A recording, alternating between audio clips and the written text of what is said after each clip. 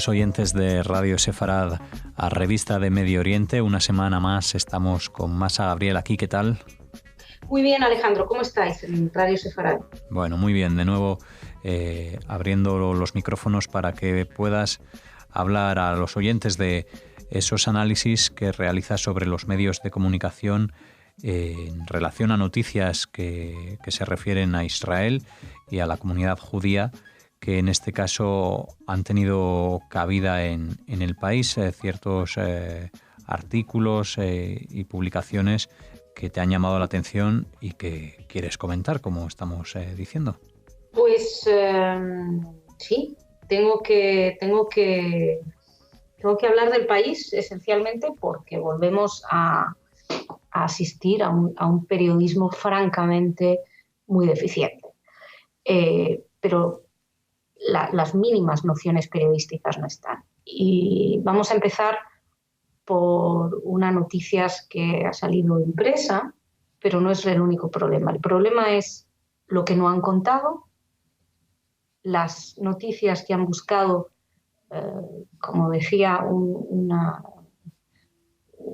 usuaria de Twitter que me daba la idea, Aida Ozeransky, la debéis de conocer, en Twitter me decías la contraprogramación. Bueno, pues han contraprogramado la información y, bueno, voy a lo concreto.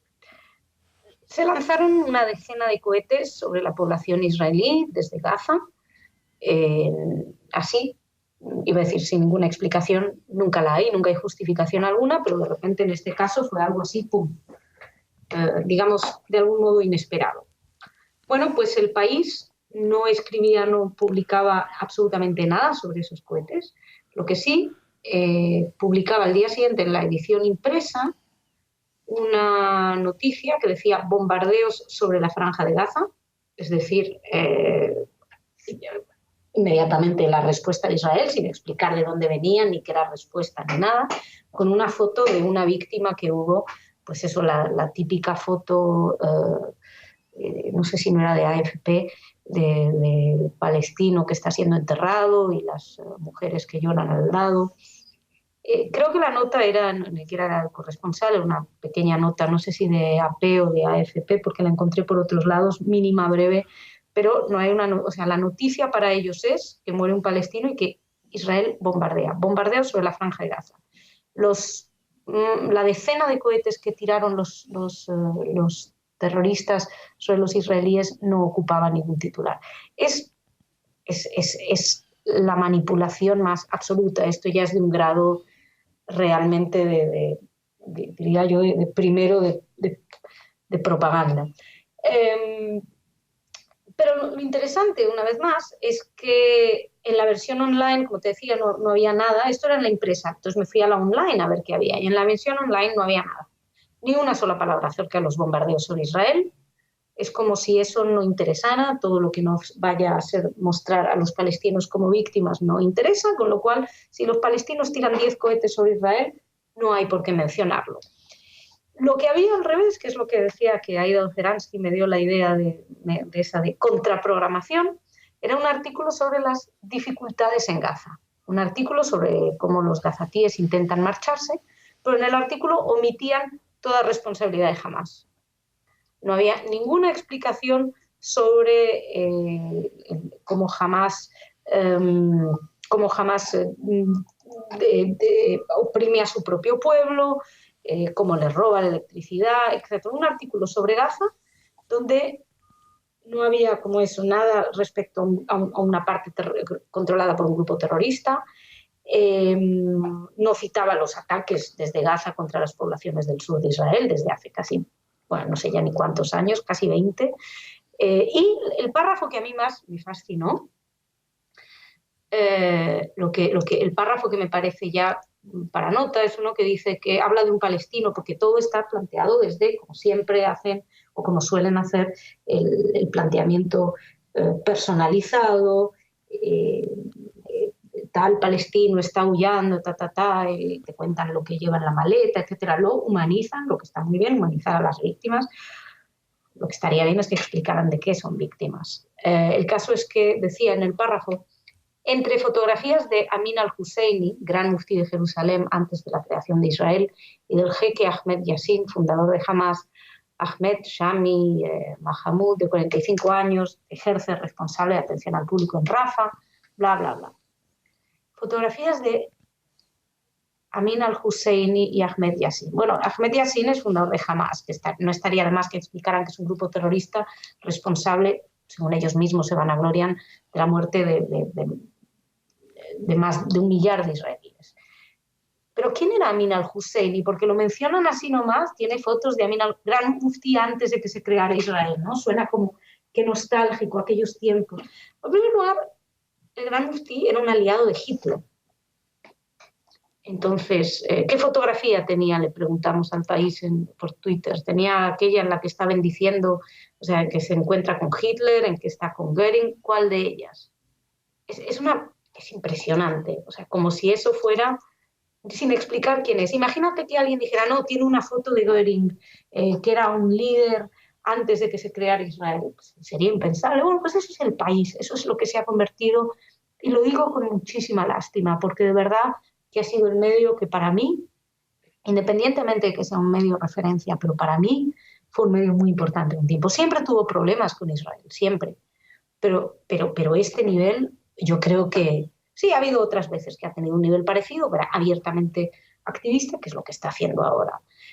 Panfleto, puro panfleto de propaganda. Aprovechando más esta afirmación que nos haces ahora sobre el diario, ¿crees que ha habido un punto de inflexión en él para dar este giro y este tipo de noticias que nos comentas, o lo vienes viendo desde hace mucho tiempo? Yo creo que, a ver, el tema del País es un tema muy interesante. Es un periódico que surge con la transición, con la democracia, con la llegada de la democracia, con lo cual es un periódico que viene con todos los valores democráticos, viene a traer, digamos, sangre fresca en el periodismo, se crea, pues, tiene un peso muy importante. Todos sabemos el problema, quiero decir, que yo creo que se puede hablar abiertamente, el problema que, sobre todo a partir de los años 70, empieza a tener, iba a decir la izquierda, yo creo que cierta izquierda, porque hay una izquierda que no tiene ningún problema con Israel, pero hay una izquierda que empieza a tener problemas con Israel, sobre todo a partir de los años 70, un tipo de posmodernismo que decide que Israel es un país colonialista, cuando no lo es en ningún momento, pero bueno, hay toda una vinculación con la cuestión antiamericana, en fin, es muy largo de analizar. El caso es que yo creo que el diario El País entra ahí. Hay un momento donde El País, incluso yo creo que fue en el año 2009, tuvo acusaciones muy serias, incluso congresistas norteamericanos escribieron denunciando el antisemitismo que se vertía en las páginas del País. Y a partir de ese momento hubo un cambio, hubo un esfuerzo, yo creo, por aportar las dos versiones, por abrir un poquito más el oído hacia lo que es el israelí medio, porque esa es parte del problema de lo que hace la cobertura en general del País, que no te trae al israelí medio, te busca algún tipo de extremista que va a decir hay que echar a todos los palestinos y te lo va a poner como voz, o te va a buscar alguna declaración institucional, pero, o por supuesto alguna ONG anti-israelí, pero antisionista, pero no te da el sentido del israelí medio, no te permite, el País no permite a sus lectores comprender a Israel, permite comprender la postura anti-israelí, da todo el material para que tú entiendas por qué hay que estar en contra de Israel, pero en ningún momento te explica por qué alguien puede estar a favor de Israel. Y esto es algo que yo creo que empezaron a ampliarse y lamentablemente lo que yo pienso que está, no sé en qué medida está vinculado con este corresponsal que viene de la edición anterior, pero yo creo que el problema no es de los corresponsales, es de los medios, también los titulares, lo que hablábamos, el medio, de lo que estamos hablando ahora, que yo no creo que fuera el corresponsal, es una foto que elige quien está ahí en la edición del diario, de la versión impresa. ¿Qué ocurre? Que también es lo que demandan, es lo que están dando, y se está viendo también en muchas otras noticias que no tienen nada que ver con Israel, una caída en picado en lo que es el rigor periodístico en muchos aspectos. No hablo a nivel, ni siquiera supongo a nivel nacional. Es decir, yo creo que se están redefiniendo, y dentro de esta redefinición pues hay un pegar más que nunca a Israel en este caso, porque no parece que haya absolutamente ningún filtro. O sea, esto que estamos comentando, o un artículo que hubo después, un artículo sobre la expulsión de este hombre de Human Rights Watch. Fue expulsado por apoyar el BDS, ¿no? Bueno, pues lo vende el país como un defensor de los derechos humanos, como una persona que ha sido expulsada por criticar a Israel. De hecho, el titular que dan ahí es: el Supremo de Israel aprueba la expulsión del director de Human Rights Watch que denunció a Airbnb.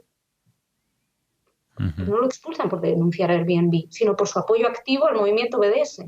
Entonces, ¿por qué pones en el titular por denunciar a Airbnb? Porque lo que quieren vender es la idea de que Israel reprocha a los críticos, y eso ha funcionado fantásticamente, y no es cierto.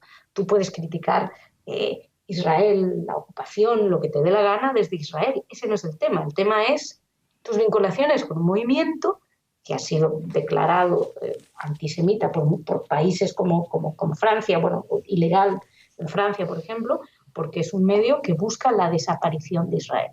Y que no vengan a contar, porque hay mucha gente, me he encontrado con mucha gente diciendo no, porque no busca la desaparición de Israel. Por supuesto que sí. Puede que mucha gente que quiera apoyar el BDS no le parezca bien la desaparición de Israel, pero tienen que saber lo que se busca. Y lo dicen ellos mismos, lo dicen los líderes, lo dicen los propios líderes. La idea es que vuelvan los refugiados, ellos hablan de millones de refugiados, y lo dicen claramente, que habrá una Palestina al lado de una Palestina, que los judíos tienen que ser una minoría. Están hablando del fin de Israel como el único Estado donde los judíos no son minoría en el mundo, y hay que entender esto. Entonces eso se considera antisemitismo. Este señor, Omar Shakir, y esto es fascinante, por ejemplo, cuando le preguntan, dice que en una entrevista con El País, Omar Shakir dijo: nosotros no apoyamos el BDS. Y El País se queda tan contento con esto. Pero es que te vas a internet y ves no sé cuántas capturas de pantalla de tweets suyos donde hace comentarios de qué viene el BDS, cómo aplicar el BDS en la academia, nuestro movimiento, dice, otro éxito del movimiento, victoria del BDS.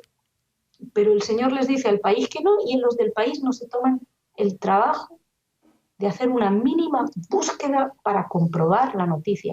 De verdad, ya no es una cuestión de ideología, es que es una cuestión de periodismo deficiente a unos niveles de pura propaganda.